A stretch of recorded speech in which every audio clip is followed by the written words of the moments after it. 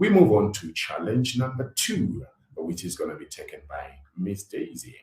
Okay, so challenge number 2 is descriptive versus critical analysis. All right. So one of the major challenges that we often face is that with students, they usually like to give a summary of what they have read in their writing.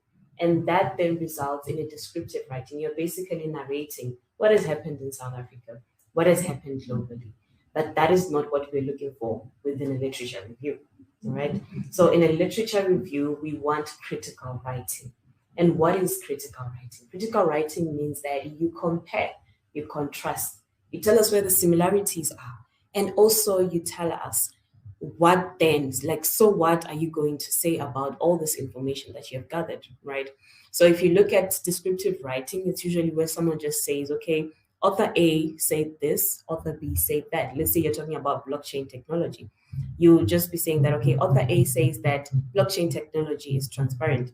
Author B tells us that blockchain technology is fast moving, for example, right? But then the question is, what does that help us with? You're still not getting to the solution. Remember, with research, we want solutions. So it still goes back to you providing a solution.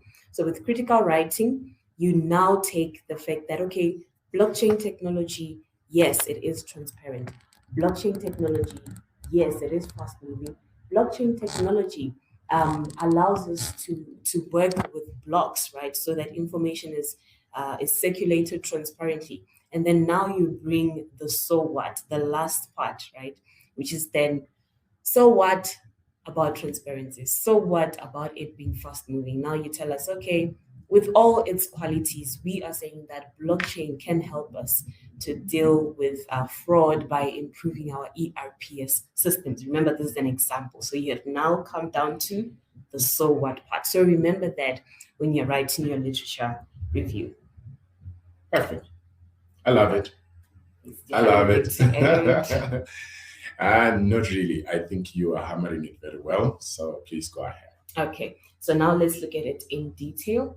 The first part really is for you to answer this question. What does this mean for your research context? Right? I gave an example of blockchain and fraud, right? So what does blockchain mean for fraud in the context of South Africa, right? And then the second part is what is missing or overlooked in existing studies. That's a very important one because this one will now bring in the gap. You're not just telling us that, okay, blockchain maybe has been used in the United States, it has also been used in China, but what is currently happening as well in South Africa, for example? Is it being utilized? Do companies understand what blockchain technology is? You are now specifically telling us that this is what is missing or this is what has been overlooked. So what has been overlooked can be with regards to your demographic region. For example, maybe South Africa hasn't fully utilized the technology, right? Or what could be missing is the fact that maybe the frameworks that have been developed, they are too sophisticated because they fit maybe another region altogether. And now we need to come up with a framework that will fit our own environment. So this is you now highlighting what is missing, which is very, very critical when it comes to writing a literature review. Okay. And then the third one is where do different studies or authors disagree? We cannot all be the same in this world.